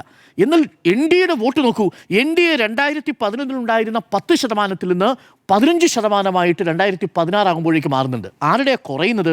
UDFിൻ്റേത് 44% നിന്ന് 38% കുറയുകയും NDAയുടേത് 10% നിന്ന് 15% കൂടുകയും ചെയ്യുന്നുണ്ട്. എന്താ ഇതിൽ നിന്നുള്ള പാഠം? NDAയുടെ വോട്ട് എന്ന് പറയുന്നത്, ഈ രണ്ടാം ഘട്ടം എന്ന് പറയുന്നത് സിസ്റ്റമാറ്റിക് ആയിട്ട് കോൺഗ്രസിൽ നിന്ന് വോട്ട് NDAയിലേക്ക് BJPയിലേക്ക് ചോർന്നുപോയി. അഥവാ BJPയുടെ വളർച്ച കോൺഗ്രസിൻ്റെ വോട്ട് വിഹിതത്തിൽ നിന്നായിരുന്നു. അങ്ങനെയാണെങ്കിൽ മൂന്നാം ഘട്ടം നമ്മൾ വരണമല്ലോ. കോൺഗ്രസിനെ പൂർണ്ണമായും നശിപ്പിച്ച് അവിടെ NDAക്ക് കടന്നു വരാൻ കഴിയുമോ? അത് സാധിച്ചില്ല എന്നുള്ളതാണ്. അതിൻ്റെ കാരണം നമ്മുടെ ഡെമോഗ്രാഫിക് പാറ്റേൺ ആണ്. 18% വരുന്ന ക്രിസ്ത്യൻ കമ്മ്യൂണിറ്റി, 26% വരുന്ന മുസ്ലിം കമ്മ്യൂണിറ്റി, രണ്ടും കൂടെ കൂട്ടി നോക്കിയൊരു 44-45% വരുന്ന മൈനോറിറ്റി കമ്മ്യൂണിറ്റിയെ അഡ്രസ്സ് ചെയ്യാതെ കേരളത്തിൽ ഇനി ഒരടി പോലും മുന്നോട്ട് പോകാൻ പറ്റുന്നില്ല. കാര്യം LDFും UDFിൻ്റെയും വോട്ട് ഷെയർ എന്ന് പറയുന്നത് ആ അർത്ഥത്തിൽ കിടക്കുകയാണ്. ഇപ്പോഴും നോക്കൂ, LDFിൻ്റെ വോട്ട് ഷെയർ 2016 44%, അത് 2025 ആയപ്പോഴേക്കും 21 ആയപ്പോഴേക്കും 45%. അപ്പോഴും UDF ആണ് അവിടെ വൾണറബിളായി കിടക്കുന്നത്. ഈ തെരഞ്ഞെടുപ്പിൽ നമ്മൾ ഉറ്റുനോക്കുന്നത് UDFിൻ്റെ വോട്ട് പെർസെൻറ്റേജിൽ എന്തെങ്കിലും ചലനങ്ങൾ ഉണ്ടാക്കുമോ എന്നുള്ളതാണ്. UDF ഗെയിൻ ചെയ്യുകയാണെങ്കിൽ 38% നിന്ന് 42-43% ഗെയിൻ ചെയ്യുകയാണെങ്കിൽ അവിടെ NDAയുടെ അവസ്ഥ കൂടുതൽ പരിതാപകരമായിരിക്കും എന്നുള്ളതാണ്. അപ്പോൾ മൂന്നാം ഘട്ടത്തിൽ അടുത്ത ഘട്ടത്തിലേക്ക് കടക്കേണ്ടിയിരുന്ന NDAയെ ഈ തെരഞ്ഞെടുപ്പോടുകൂടി, തദ്ദേശ തെരഞ്ഞെടുപ്പിന് ശേഷം, കഴിഞ്ഞ ലോക്സഭാ തെരഞ്ഞെടുപ്പിന് ശേഷം ഒരു ഇറക്കം നമുക്ക് കാണാൻ പറ്റും. അത് NDAയുടെ ഒരു ക്രൈസിസ് പീരീഡാണ് എന്നാണ് ഞാൻ മനസ്സിലാക്കുന്നത്. മൂന്നാം ഘട്ടം NDAയുടെ വളർച്ചയുടെ പീരീഡല്ല. മൂന്നാം ഘട്ടം വളരേണ്ടത് എവിടെ നിന്നായിരുന്നു? ഇനി കോൺഗ്രസിൽ നിന്ന് അധികമൊന്നും എടുക്കാനില്ല. ഇനി എടുക്കേണ്ടിയിരുന്നത് LDFിൽ നിന്നായിരുന്നു. ആ ഇടതിൽ നിന്ന് എവിടെ നിന്ന് എടുക്കണം? ഇടതിൽ നിന്ന് ഈഴവ വോട്ടുകൾ എടുക്കണം. ഇടതിനോടൊപ്പം ചേർന്ന് നിൽക്കുന്ന ക്രിസ്ത്യൻ വോട്ടുകൾ ഏതെങ്കിലും ഉണ്ടെങ്കിൽ അവിടെ നിന്ന് എടുക്കണം. ആ പോക്കറ്റായിരുന്നു യഥാർത്ഥത്തിലൊരു ലക്ഷ്യം. ഒപ്പം തന്നെ കോൺഗ്രസിൻ്റെ വോട്ട് ബാങ്ക് ആയിരിക്കുന്ന ക്രിസ്ത്യൻ ഔട്ട്റീച്ച് പ്രോഗ്രാം. ഇതിനു വേണ്ടിയാണല്ലോ BDJs കൊണ്ടുവരുന്നത്. ഇതിനു വേണ്ടിയാണല്ലോ ക്രിസ്ത്യൻ ഔട്ട്റീച്ച് പ്രോഗ്രാം കൊണ്ടുവരുന്നത്, കേക്കുമായിട്ട് അരമനകളിൽ പോകുന്നത്. പക്ഷേ അത് കംപ്ലീറ്റ് ആയിട്ട് പാളിപ്പോകുന്ന കാഴ്ചയാണ് നമ്മൾ കണ്ടത്. ഇതാണ് കണക്കിലെ കൗതുകം എന്ന് പറയുന്നത്. അപ്പോൾ ഒന്നാം ഘട്ടത്തിലും രണ്ടാം ഘട്ടത്തിലും കോൺഗ്രസിൻ്റെ വോട്ട് ബാങ്കിൽ നിന്ന് NDA വളർച്ചയുണ്ടാക്കുന്നു. മൂന്നാം ഘട്ടത്തിൽ LDFിൻ്റെ വോട്ട് പൊളിച്ചു വളർച്ചയുണ്ടാക്കാൻ ശ്രമിക്കുന്ന NDAക്ക് പക്ഷേ തദ്ദേശ തെരഞ്ഞെടുപ്പിന് ശേഷം അത് സാധിക്കുന്നില്ല. ഇതാണ് കണക്കുകൾ പ്രകാരം NDAയുടെ വോട്ടിൽ കാണുന്ന ഒരു പ്രതിസന്ധി. നോക്കൂ, സ്ട്രാറ്റജിക് ഷിഫ്റ്റ് എന്താ സംഭവിച്ചിരിക്കുന്നത്? ഇത് മുതലാക്കാൻ വേണ്ടി കേരളത്തിലേക്ക് ഇട്ട നേതാവ് രാജീവ് ചന്ദ്രശേഖര ഒരു കോർപ്പറേറ്റ് ശൈലിയിൽ കർണാടകയിൽ നിന്ന് എങ്ങനെയെങ്കിലും അടുത്ത തവണ കേന്ദ്രമന്ത്രിയാവാൻ വേണ്ടിയിട്ട് ആഗ്രഹിച്ച് അത് നടക്കാതെ കേരളത്തിലേക്ക് ഒരു പൊളിറ്റിക്കൽ ഷിഫ്റ്റ് ആയിരുന്നു രാജീവ് ചന്ദ്രശേഖരന് ലഭിച്ചത്. രാജീവ് ചന്ദ്രശേഖർ യഥാർത്ഥത്തിൽ വന്നപ്പോൾ നടപ്പിലാക്കിയ രണ്ട് പ്രധാനപ്പെട്ട മാറ്റങ്ങൾ. ഒന്ന്, നമ്മുടെ സംസ്ഥാനത്തെ അതുവരെ ഉണ്ടായിരുന്ന BJP നേതൃത്വത്തെ കണക്കിലെടുക്കാതെയാണ് രാജീവ് ചന്ദ്രശേഖർ തൻ്റെ ഒരു പുതിയ ടീമിനെ കൊണ്ട് പ്ലേസ് ചെയ്യുന്നത്. ജനറൽ സെക്രട്ടറി ആയിട്ട് അനൂപ് ആൻ്റണിയെ കൊണ്ടുവരുന്നു. അതേപോലെ വൈസ് പ്രസിഡൻ്റായിട്ട് ഷോൺ ജോർജിനെ കൊണ്ടുവരുന്നു. അതുവരെ ഗ്രൗണ്ടിൽ പ്രവർത്തിച്ചിരുന്ന BJPയുടെ സംസ്ഥാന നേതൃത്വത്തെ പൂർണ്ണമായിട്ടും അവഗണിച്ചു എന്ന് മാത്രമല്ല, അവരിലെ ചില നേതാക്കളൊക്കെ പറയുന്ന പോലെ അവർക്ക് ഫേസ് ലോക്ക് കൂടി വെച്ച് പൂട്ടിട്ട് കളഞ്ഞു. എന്ന് പറഞ്ഞാൽ അദ്ദേഹത്തിൻ്റെ തിരുവനന്തപുരത്തെ ഓഫീസിൽ മുറിയിലേക്ക് ചെല്ലണമെന്നുണ്ടെങ്കിൽ സംസ്ഥാന നേതാക്കൾക്ക് ഫേസ് ലോക്ക് താഴിട്ട് തുറന്നിട്ടേ പറ്റത്തുള്ളൂ. കാരണം അകത്തു നിന്ന് പാർട്ടി നേതാക്കൾ അവിടെയുണ്ട്, അദ്ദേഹത്തിൻ്റെ ഒരു PR ടീമും അദ്ദേഹത്തിൻ്റെ ഒരു അനുചര വൃന്ദവും അവിടെയുണ്ട്. സംസ്ഥാന നേതാക്കളെ വിശ്വാസത്തിലെടുക്കാതെ രാജീവ് ചന്ദ്രശേഖർ പ്രവർത്തിച്ചത് ഒരു പ്രധാനപ്പെട്ട മണ്ടത്തരമായി പോയി. ഇതിൻ്റെ പ്രശ്നം എന്താ സംഭവിച്ചത്? ഈ ക്രിസ്ത്യൻ വിഭാഗങ്ങളെ ഒപ്പം നിർത്താൻ വേണ്ടിയിട്ട് ആ സമുദായത്തിൽപ്പെട്ട നേതാക്കളെ നിയമിച്ചാൽ മാത്രം പോരാ, അരമനകളിലേക്ക് നിങ്ങൾ കേക്കുമായി പോയാൽ മാത്രം പോരാ, പകരം ക്രിസ്തീയ ഭവനങ്ങളിൽ എത്തിയിട്ടാണ് RSS ആ പ്രവർത്തനം നടത്തിയത്, BJP ആ പ്രവർത്തനം നടത്തിയത്. ക്രിസ്തീയ ഭവനങ്ങളിലെത്തി കാര്യങ്ങൾ വിശദീകരിച്ച് തങ്ങൾക്കൊപ്പം നിർത്താനുള്ള ശ്രമം നടത്തി. കേരളത്തിൽ കാസ വളർന്നത് എങ്ങനെയാണ്? വളരാൻ പാടില്ലായിരുന്നു അഭിപ്രായക്കാരനാണ് ഞാൻ. പക്ഷേ കാസ വളരാനും ക്രിസ്ത്യൻ ഭവനങ്ങളിൽ പോയി BJP തങ്ങളോടൊപ്പം നിൽക്കുന്ന പാർട്ടിയാണ് എന്ന മട്ടിലുള്ള ഒരു സോഷ്യൽ എഞ്ചിനീയറിംഗ് അവർ നടത്തി. അതിൻ്റെ ഏറ്റവും വലിയ ഇമ്പാക്റ്റ് എന്ന് പറയുന്നത്, നെഗറ്റീവായ ഇമ്പാക്റ്റ് എന്ന് പറയുന്നത് അവരൊരു അപരവിദ്വേഷത്തിൽ അധിഷ്ഠിതമായിട്ടുള്ള ക്രിയേഷനാണ്. അങ്ങനെ ഒരു കാസ എന്ന് പറയുന്ന ഒരു കമ്മ്യൂണിറ്റിയെ ക്രിയേറ്റ് ചെയ്യുന്നു. ക്രിസ്ത്യൻ മതവിശ്വാസികൾക്ക് BJP തൊട്ടുകൂടാത്ത ഒരു പ്രസ്ഥാനമായി തീരുന്നു. അപ്പോഴാണ് വടക്കേ ഇന്ത്യയിൽ വലിയ രീതിയിലുള്ള ആക്രമണങ്ങൾ ഉണ്ടാകുന്നത്. അതിനെയും ഒരു പരിധിവരെ ബാലൻസ് ചെയ്യാൻ ഈ പറയുന്ന വിഭാഗങ്ങളെ കൊണ്ട് സാധിച്ചു. കേരളത്തിൽ അത്യന്തം അപകടകരമായ ഒരു സാമൂഹിക സാഹചര്യമായിരുന്നു അത്. ഒരു കാസ എന്ന് പറയുന്ന ഒരു തീവ്രമായ വിഭാഗം ഉണ്ടാവുന്നു, അപരവിദ്വേഷത്തിൽ അധിഷ്ഠിതമായ ഒരു പൊളിറ്റിക്കൽ ബാങ്കിങ് ഉണ്ടാവുന്നു. ഇവിടെയാണ് യഥാർത്ഥത്തിൽ നോക്കൂ, 2014 139 അക്രമങ്ങളാണ് റിപ്പോർട്ട് ചെയ്തത്. 2024 ആകുമ്പോഴേക്കും അത് 834 വളരുന്നു. ഏകദേശം 900-നടുത്ത് ഈ ക്രിസ്ത്യൻ ആക്രമണങ്ങൾ, കേരളത്തിന് പുറത്തുള്ള ക്രിസ്ത്യൻ ആക്രമണങ്ങൾ ഉണ്ടാകുന്നു. ഇതെല്ലാം കണ്ടുകൊണ്ടിരിക്കുന്ന ക്രിസ്തുമത വിശ്വാസികളിൽ വീണ്ടും BJPക്കെതിരായിട്ടുള്ള അവിശ്വാസം ഉണ്ടാകുമ്പോഴാണ് ക്രിസ്തീയ ഭവനങ്ങളിൽ നിന്ന് പിന്മാറി അരമനകളിലേക്ക് പോകാൻ തീരുമാനിക്കുന്നു. അരമനകളിലേക്ക് പോയി പിതാക്കന്മാരുമായിട്ട് ഡീലിങ്സിലേക്ക് പോകുന്നു. പിതാക്കന്മാരെ തങ്ങളുടെ വഴിക്ക് കൊണ്ടുവരാനുള്ള ശ്രമം നടത്തുന്നു. ആ രീതിയിലുള്ള എഞ്ചിനീയറിംഗ് ആണ് അവിടെ നടത്തിയത്. പക്ഷേ അത് വാളിപ്പോകുന്നു. MCR വരുന്ന സമയത്ത് ഇതേ ബിഷപ്പുമാരെടുത്ത് കാര്യങ്ങൾ വിശദീകരിക്കാൻ പറ്റുന്നില്ല. നിങ്ങൾ ഭയക്കേണ്ട, നിങ്ങൾക്കെതിരെ അല്ല എന്ന് പറയുമ്പോഴും അവർക്കറിയാം അവർക്ക് വേണ്ടിയിട്ടാണ്. നിത്യാനന്ദ റായ് എന്ന് പറയുന്ന മന്ത്രി പറഞ്ഞെന്താണെന്നറിയാമോ?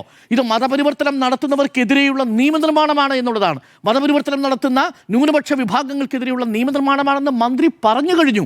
FCRAയിലെ 14ാമത്തെ സെക്ഷൻ എന്ന് പറയുന്നത് ഭരണഘടനാ വിരുദ്ധമാണെന്നും ഏതു സമയത്തും ഏത് സഭയുടെയും ഏത് സ്ഥാപന ജംഗമ വസ്തുക്കളും വിദേശത്തിൽ നിന്ന് പണത്തിൻ്റെ ഏതെങ്കിലും ഒരു ഭാഗം പറ്റിയിട്ടുണ്ട്, ഒരു സ്കൂൾ നിർമ്മിക്കാൻ, ആശുപത്രി നിർമ്മിക്കാൻ, ഒരു ചാരിറ്റി സ്ഥാപനം നിർമ്മിക്കാനുണ്ടെങ്കിൽ അതിൻ്റെ 5 വർഷത്തിലൊരിക്കൽ നടക്കുന്ന ലൈസൻസ് റിന്യൂവലിൻ്റെ ഭാഗമായി എന്തെങ്കിലും കാലതാമസം നേരിട്ടാൽ അത് ഏറ്റെടുത്ത് ഒരു ഡെസിഗ്നേറ്റഡ് അതോറിറ്റിക്ക് കൊണ്ട് കൊടുക്കും.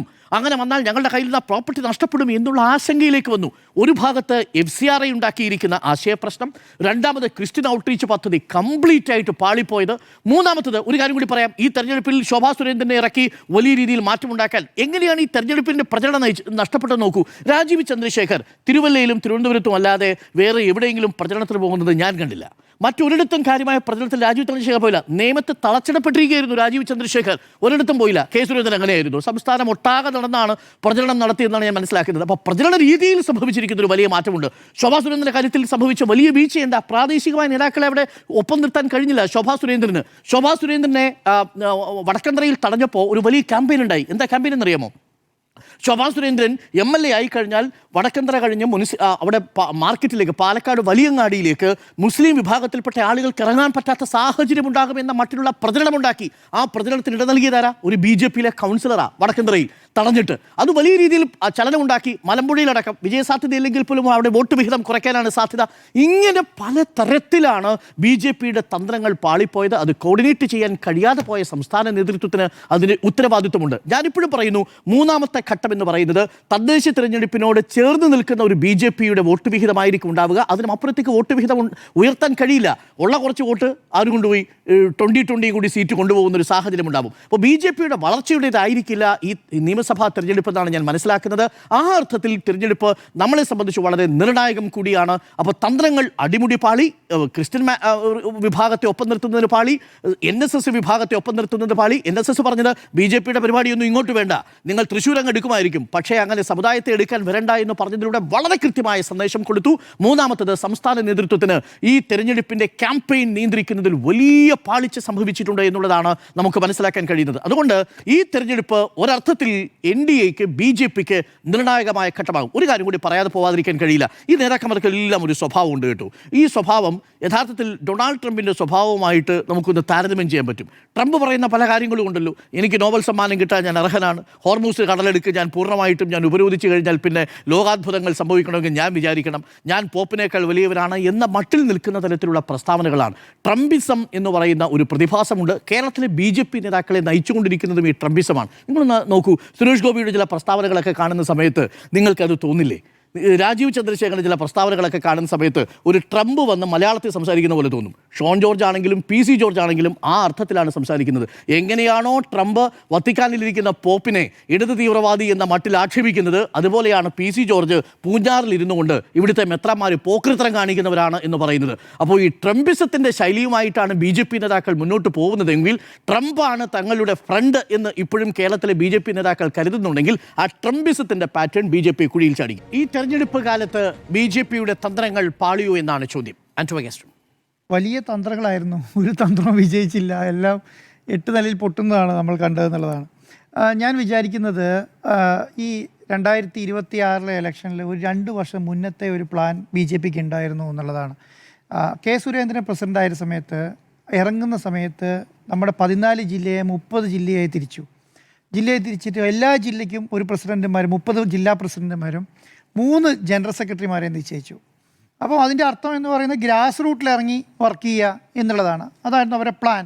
അത് സുരേന്ദ്രൻ ഒരു പരിധി വരെ വിജയിപ്പിച്ചിട്ടുണ്ട്. കാരണം തൃശ്ശൂർ സുരേഷ് ഗോപി ഈ പറയുന്ന ക്രിസ്ത്യൻ വോട്ട് കിട്ടാൻ വേണ്ടി വീടുകൾ കയറി ഇറങ്ങി എന്നുള്ളതാണ്. അന്ന് നമ്മൾ ഈ കേക്കുമായി പോയ സമയത്ത് കേരളം വളരെ രീതിയിൽ വിമർശിച്ചതാണ് BJPയെ. പക്ഷേ അരമനകൾ പോകുന്നതിനൊപ്പം തന്നെ വീടുകൾ കയറി ഇറങ്ങി ഞങ്ങൾ BJPക്ക് എതിരല്ല എന്നുള്ളത് ഓരോ വീടുകൾ കയറി പറയാൻ BJPക്ക് തൃശ്ശൂർ കഴിഞ്ഞു എന്നുള്ളതാണ്. സുരേഷ് ഗോപിയുടെ മാതാവിന് കിരീടം കൊടുക്കുന്നതായിട്ടുള്ള പരിപാടികളൊക്കെ കൂടെ വന്നപ്പോഴത്തേക്ക് അതൊരു പക്കാ സാധനമായി, ഒരു ഇലക്ഷനിൽ ജയിക്കാനുള്ള സാധനമായി എന്നുള്ളതാണ് അതിനെ കാണേണ്ടത്. അപ്പുറത്തേക്ക് വന്നപ്പോൾ എന്ത് സംഭവിച്ചു എന്ന് പറഞ്ഞാൽ, അവിടെ നിന്നാണല്ലോ ഈ കെ സുരേന്ദ്രൻ മാറുന്നത്. അന്നത്തെ ഒരു പ്ലാൻ എന്ന് പറയുന്നത് ഈ നിയമസഭാ ഇലക്ഷൻ വരെ കെ സുരേന്ദ്രൻ തുടരട്ടെ എന്നുള്ളതായിരുന്നു. ഇടയ്ക്കാണ് പെട്ടെന്നൊരു തീരുമാനമാകുകയും സുരേന്ദ്രൻ മാറുകയും ഈ രാജീവ് ചന്ദ്രശേഖരൻ വരുന്നത്. ഈ രാജീവ് ചന്ദ്രശേഖരൻ വന്നപ്പോൾ ഈ സംഘടനാ പ്രവർത്തനമായിട്ട് ഒരു ബന്ധവുമില്ലാത്ത രാജീവ് ചന്ദ്രശേഖരൻ വന്ന് പുള്ളീൻ്റെ കുറച്ച് ആൾക്കാരെ അവിടെ തിരുവനന്തപുരം ഓഫീസിൽ നിർത്തുന്നു, ജനറൽ സെക്രട്ടറിനെ മാറ്റുന്നു, അനൂപ് ആൻ്റണീനെ കൊണ്ടുവരുന്നു, ഷോൺ ജോർജിനെ കൊണ്ടുവരുന്നു. പിന്നെ അദ്ദേഹം ചെയ്ത ഏറ്റവും വലിയൊരു സംഭവം എന്താണെന്നറിയോ? കേരളത്തിൽ പ്രസിഡന്റുമാരെ മാത്രമേ നിയമിച്ചിട്ടുണ്ടായിരുന്നു. ജില്ലയിലുള്ള ഓരോ ജില്ലയും 30 ജില്ലകളിലും അവിടെയെല്ലാം പുള്ളീൻ്റെ ആളെ എന്ത് സംഭവിച്ചു? ജനറൽ സെക്രട്ടറിമാരായി അപ്പോയിൻറ്റ് ചെയ്തു. ജില്ലാ നേതാക്കന്മാരായിട്ട് പുള്ളീൻ്റെ ആൾക്കാരെ എല്ലാ സ്ഥലത്തും അപ്പോയിൻറ്റ് ചെയ്തു. ഈ ജില്ലാ പ്രസിഡൻ്റ് ഒരു വഴിക്കും ബാക്കിയുള്ള ജില്ലാ നേതാക്കന്മാർ വേറൊരു വഴിക്കും പോകാൻ തുടങ്ങി. കാരണം ചില ജില്ലകളിലൊക്കെ ചോദിക്കുകയാണെങ്കിൽ ഈ ജനാധിപത്യ കേരള കോൺഗ്രസിൻ്റെ ആളൊക്കെ അവിടുത്തെ ജില്ലാ സെക്രട്ടറി ആയിട്ടും ജില്ലാ വൈസ് പ്രസിഡൻ്റൊക്കെ ആയിട്ട് വന്നു എന്നുള്ളതാണ് പറയുന്നത്. കാരണം കണ്ടു പരിചയമില്ലാത്ത ആൾക്കാർ ഒരു ദിവസം രാവിലെ ജില്ലാ പ്രസിഡൻ്റ്, ജില്ലാ വൈസ് പ്രസിഡൻ്റായിട്ടും ജില്ലാ സെക്രട്ടറിമാരായിട്ടും ജനറൽ സെക്രട്ടറിമാരൊക്കെ ആയിട്ട് വരികയാണ്. അപ്പം അവരെ സംബന്ധിച്ചിടത്തോളം അവർക്ക് അംഗീകരിക്കാൻ പറ്റുന്നതിനേക്കാൾ അപ്പുറമാണ്. അപ്പം ചില ജില്ലാ പ്രസിഡന്റുമാർ പറഞ്ഞാൽ എന്താ അറിയോ, ഒരു പ്രസിഡന്റിനെങ്കിലും ഒരു ജനറൽ സെക്രട്ടറിയെങ്കിലും നമ്മളുമായിട്ട് അറിയുന്ന ധാരണയുള്ള ഒരാളെങ്കിലും തന്നുകൂടെ, ഇത് കൊണ്ട് പോകണ്ടേ എന്നുള്ള നിലയിലേക്ക് വരെ പല ജില്ലാ പ്രസിഡന്റുമാരും സംസാരിച്ചു. ആ രീതിയിലേക്ക് സംഘടനാ സംവിധാനം ജില്ലാ തലത്തിൽ അല്ലെങ്കിൽ ഗ്രാസ് റൂട്ട് ലെവലിൽ മണ്ഡലാടിസ്ഥാനത്തിൽ പൊളിഞ്ഞു പാളീസായി എന്നുള്ളതാണ്. അതോടുകൂടി ഗ്രാസ് റൂട്ടിൽ എന്ത് ചെയ്തു? ഈ BJPയുടെ പ്രവർത്തനം വളരെ ശുഷ്കിച്ചു എന്നുള്ളതാണ്. അതോടുകൂടി ഇപ്പം എന്ത് സംഭവിച്ചു? ഇപ്പോൾ കോട്ടയം ജില്ല, കോഴിക്കോട് ജില്ലയുടെ ചില ഭാഗങ്ങൾ, തൃശ്ശൂർ ജില്ലയിലെ പല ഭാഗങ്ങൾ, ഇവിടെയൊക്കെ എന്ത് സംഭവിച്ചു എന്ന് പറഞ്ഞാൽ പോസ്റ്റർ ഒട്ടിക്കാൻ പോലും BJPക്കാരെ കിട്ടിയിട്ടില്ല. പോസ്റ്റർ ഈ ഇലക്ഷൻ്റെ കാര്യം ഞാൻ പറയുന്നത്. പോസ്റ്റർ ലഘുലേഖകൾ 10% പോലും പ്രിൻ്റ് അടിച്ചിട്ടില്ല പല സ്ഥലങ്ങളിലും. കോട്ടയത്തിൻ്റെ ഇടുക്കിയുടെയൊക്കെ പല സ്ഥലങ്ങളിൽ പോസ്റ്റർ പോലും ഒട്ടിച്ചിട്ടില്ല എന്നുള്ളതാണ്. പിന്നെ അതിൻ്റെ ഇടയ്ക്കൊക്കെയാണ് ഈ 2020 വരുന്നത്. 2020 വന്ന് എറണാകുളം ജില്ല തൂത്തുവാരിപ്പോയി. എറണാകുളം ജില്ലയിൽ 11 സീറ്റുള്ളതില്ല, 13 സീറ്റില്ലേ, 13 സീറ്റുള്ളതിനകത്ത് 3 സീറ്റേ BJP ഉള്ളൂ. ബാക്കി PDJസും 9 സീറ്റ് തൃപ്പൂണിത്തറ അടക്കം 2020 കൊണ്ടുപോയി. അവർ നമ്മൾ BJPക്ക് ഒരു റോളും ഇല്ല. കാരണം കോർപ്പറേഷൻ ഭരിക്കുന്ന BJPക്ക് അവിടെ ഒരു സ്ഥാനാർത്ഥിനെ നിൽക്കാൻ കഴിഞ്ഞില്ല എന്നുള്ളതാണ്. അപ്പോൾ ഇങ്ങനെ ഒരു പ്ലാനും ഇല്ലാതെ കേരളത്തിലെ BJPയുടെ സംഘടനാ സംവിധാനത്തെ പൊളിച്ചടുക്കി കൊടുക്കാൻ രാജീവ് ചന്ദ്രശേഖരന് കഴിഞ്ഞു എന്നുള്ളതാണ്. ഒരു കാര്യം ഉണ്ടായി, 19%, അരുൺ സാർ നേരത്തെ പറഞ്ഞല്ലോ, 1%, 3%, 5%, 7%, 11%, 16%, 19%. ഇങ്ങനെയാണ് ഇതിൻ്റെ ഗ്രാഫ് എന്ന് പറയുന്നത്. ഒരു സ്ഥലത്ത് പോലും ഇങ്ങനെ ഒരു ഗ്രാഫ് ഉണ്ടായിട്ടില്ല. ഇദ്ദേഹം വന്നു കഴിഞ്ഞപ്പോൾ എന്ത് പറയുക, ഈ പാമ്പും കോണിയും കളിക്കുന്ന പോലെയാണ്. 99 വിഴുങ്ങിയിട്ട് 1 നിൽക്കുന്നത് കണ്ടിട്ടില്ലേ? അതുപോലെ 99 വിഴുങ്ങി 1 വന്നു. 19 ഒറ്റയടിയാണ് 13ലേക്ക് 6 പോയിൻ്റ്. അതിൻ്റെ ഇടയ്ക്ക് 16 പോലും മിസ്സായിപ്പോയി, 13 കിടക്കുകയാണ്. ഈ ഇലക്ഷൻ അതിനേക്കാളും അപ്പുറമായിരിക്കും എന്നുള്ളതാണ് പല BJP നേതാക്കന്മാരും. 13 താഴെ പോലും ഈ പറയുന്ന പെർസെൻറ്റേജ് പോയാൽ അത്ഭുതപ്പെടാനില്ല എന്നുള്ളതാണ്. എന്താ അതിന് കാരണം? കൂടുതൽ തിരുവനന്തപുരം കോൺസെൻട്രേറ്റ് ചെയ്തു.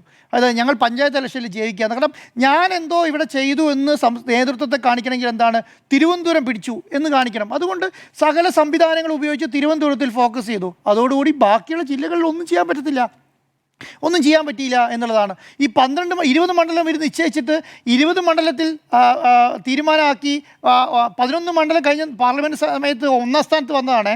11 മണ്ഡലത്തിൽ പോലും ഇവർക്ക് ഫോക്കസ് ചെയ്യാൻ പറ്റിയില്ല. 11 മണ്ഡലത്തിൽ പോലും രാജീവ് ചന്ദ്രശേഖരൻ പ്രസിഡന്റ് തിരുവനന്തപുരത്ത് മാത്രം ഒതുങ്ങി. തിരുവല്ലയിൽ അനൂപ് ആന്റണി ഉള്ളതുകൊണ്ട് അനൂപ് ആന്റണിയിലേക്ക് മാത്രം ഒതുങ്ങി. ശോഭാ സുരേന്ദ്രൻ മത്സരിക്കുന്ന പാലക്കാട് പോലും വരാൻ പറ്റിയില്ല. ഈ പറയുന്ന പ്രധാനപ്പെട്ട മുൻ അധ്യക്ഷൻ മത്സരിക്കുന്ന മഞ്ചേശ്വരത്ത് പോകാൻ കഴിഞ്ഞിട്ടില്ല.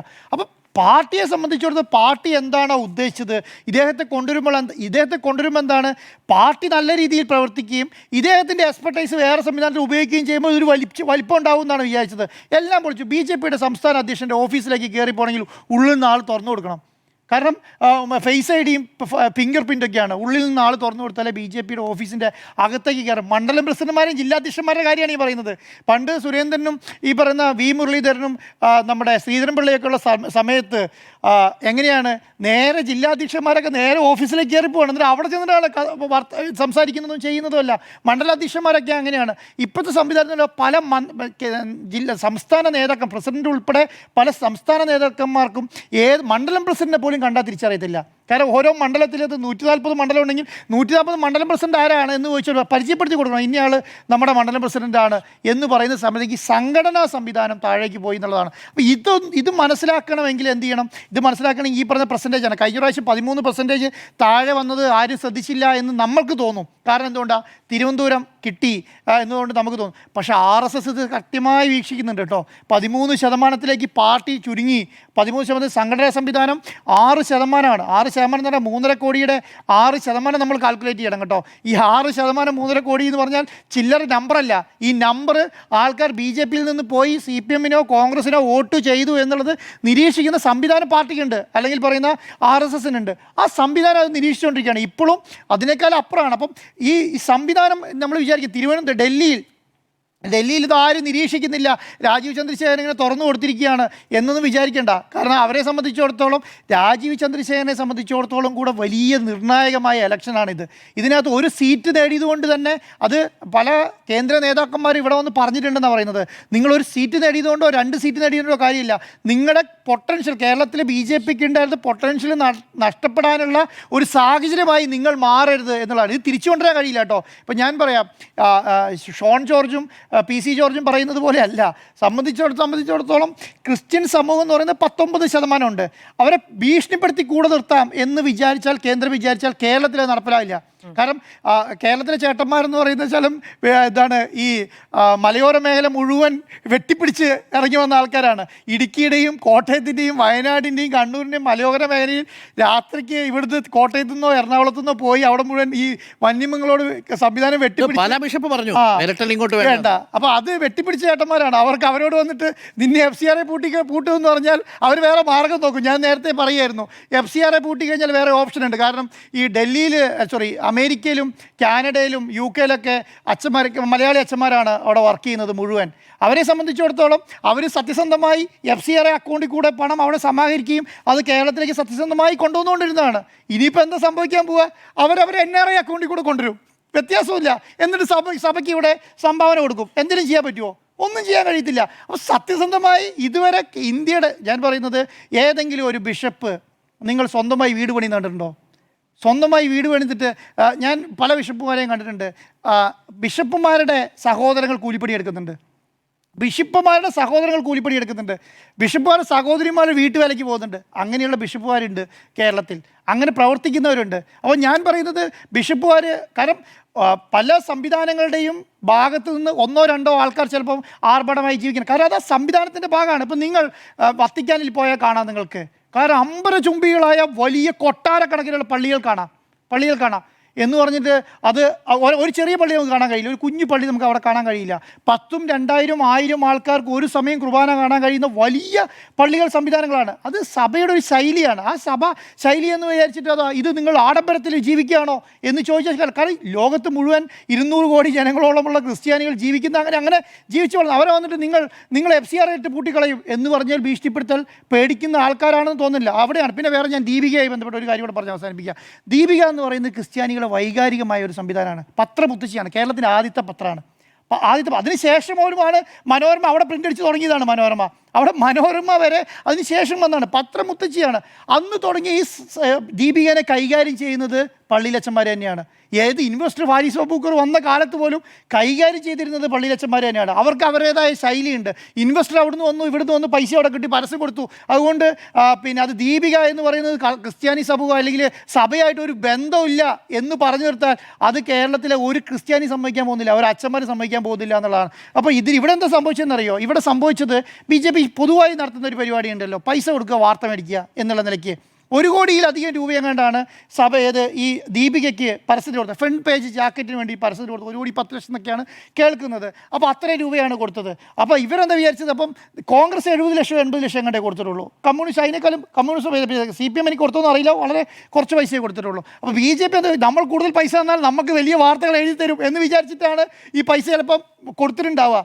അവരൊന്നും ആ പ്രതികരണം കിട്ടിയിട്ടില്ല. കാരണം അവിടെ പൈസയ്ക്ക് വേണ്ടിയിട്ട് വാർത്ത എഴുതാനിരിക്കുന്നവരായിരിക്കില്ല ദീപികയിലെ ആൾക്കാർ. അപ്പം ഇത് മനസ്സിലാക്കി കഴിഞ്ഞപ്പോഴാണ് സത്യം പറയുകയാണെങ്കിൽ പൊട്ടിത്തെറിക്കുന്നത്. കാരണം എന്താ, പാലയിൽ പോയി എന്ന ക്രിസ്ത്യൻസ് തന്നെ ഒരു 90% അല്ലെ 80% ക്രിസ്ത്യൻസ് മാത്രമുള്ള സ്ഥലത്ത് ഷോൺ ജോർജ് മത്സരിക്കുന്ന സമയത്ത് ഷോൺ ജോർജിൻ്റെ മനസ്സിലുണ്ടാവുന്നത് എന്താണ്? ഷോൺ ജോർജിന് മനസ്സിലുണ്ടാവുന്നത് ക്രിസ്ത്യാനിയിൽ ഒരാൾ തന്നെയാണ് ഞാനും, ഒരു ക്രിസ്ത്യൻ സമൂഹത്തിൽപ്പെട്ട ഒരാളാണ് ഞാനൊരു ക്രിസ്ത്യൻ്റെ കുട്ടിയാണ്, അപ്പോൾ എനിക്ക് ക്രിസ്ത്യാനി വോട്ട് ചെയ്യും എന്ന് വിചാരിക്കുന്നുണ്ട്. പക്ഷേ അത് ക്രിസ്ത്യാനിയും കൂടെ വിചാരിച്ചാലല്ലേ അവിടെ വോട്ട് ചെയ്യുള്ളൂ. അല്ലാതെ ഭീഷണിപ്പെടുത്തി നിങ്ങൾ എനിക്ക് വോട്ട് തന്നില്ലെങ്കിൽ എന്ന് പറഞ്ഞിട്ട് അത് എനിക്ക് മനസ്സിലായത് എന്താണെന്നറിയോ? PC ജോർജ് പറഞ്ഞപ്പോഴാണ്. റിസൾട്ട് വന്നിട്ടില്ലല്ലോ. റിസൾട്ട് വരുന്നതിന് മുന്നേ തന്നെ ഇങ്ങനെ പറഞ്ഞു. അപ്പം റിസൾട്ട് അത് കാത്തിരുന്നിട്ടെങ്കിലും പറഞ്ഞുകൂടെ, എത്ര ശതമാനമെങ്കിലും ഇവർ തന്നു. കാരണം ഇത് എന്താണെന്ന് പോലും അത്ര പോലും ക്ഷമ ഇല്ലാതെയാണ് ഇത് പ്രതികരിച്ചുകൊണ്ടിരിക്കുന്നത്. അപ്പം ഈ BJPയുടെ കേരളത്തിലെ പ്ലാൻ എന്ന് പറയുന്നത് കോർപ്പറേറ്റ് രീതിയിലുള്ള BJP കേരളത്തിൽ നടത്തിക്കൊണ്ടു പോകാൻ പറ്റുമെന്ന് എനിക്ക് തോന്നുന്നില്ല. അങ്ങനെ ആ രീതിയിൽ അതിനെ നടത്തിക്കൊണ്ടു പോകാൻ പറ്റില്ല. പിന്നെ ന്യൂനപക്ഷങ്ങളെ പൂർണ്ണമായി അവഹേളിച്ച് മുന്നോട്ട് കൊണ്ടുപോകാൻ പറ്റുമെന്ന് വെച്ചില്ല. ഞാൻ ഒറ്റ കാര്യത്തോടെ പറയാം. ഈഴവരാണല്ലോ ശരിക്കും പറഞ്ഞിട്ടുണ്ടെങ്കിൽ BJPയിലേക്ക്, ഈഴവരാണല്ലോ BJPയിലേക്ക് പോകും എന്ന് പ്രതീക്ഷയാണല്ലോ BDJS ഉണ്ടാക്കിയത് അല്ലേ? വേണമെങ്കിൽ പോകാൻ സാധ്യതയുള്ളവരും ഈഴവരായിരുന്നു. പെട്ടെന്ന് ഈഴവ സമുദായത്തിന് പെട്ടെന്ന് അങ്ങോട്ട് പോകാൻ കഴിയുന്നവരും അവരാണ് ആദ്യം ഫുൾ സ്റ്റോപ്പ് ഇട്ടത്. ഞാൻ പറയുന്നത് 1000 വോട്ട് തുഷാർ വെള്ളാപ്പള്ളി നേരിട്ട് പാർലമെൻറ്റിലേക്ക് മത്സരിച്ചിട്ട് കിട്ടിയിട്ടില്ല എന്നുള്ളത്. 90,000 വോട്ടാണ് ഞാൻ പറയുന്നത്. 90,000 വോട്ട് തുഷാർ വെള്ളാപ്പള്ളി നേരിട്ട് മത്സരിച്ചിട്ട് അവിടുന്ന് കിട്ടിയിട്ടില്ല. അപ്പോൾ ഇനി എങ്ങനെയാണ് ക്രിസ്ത്യൻസിൻ്റെ സമൂഹത്തിൽ നിന്ന് കിട്ടുക? അപ്പോൾ അത് ഇവർ മനസ്സിലാക്കണ്ടേ? അപ്പോൾ അത് മനസ്സിലാക്കിയിട്ടില്ല. അപ്പം ഞാൻ വിചാരിക്കുന്നത് 13% നിന്ന് താഴേക്ക് പോയാൽ അത്ഭുതപ്പെടാനില്ല എന്നുള്ളതാണ്. അപ്പോൾ തന്ത്രങ്ങൾ പാളിയു എന്നതായിരുന്നു ചോദ്യം. തന്ത്രങ്ങൾ പാളി എന്ന് 4 പേരും.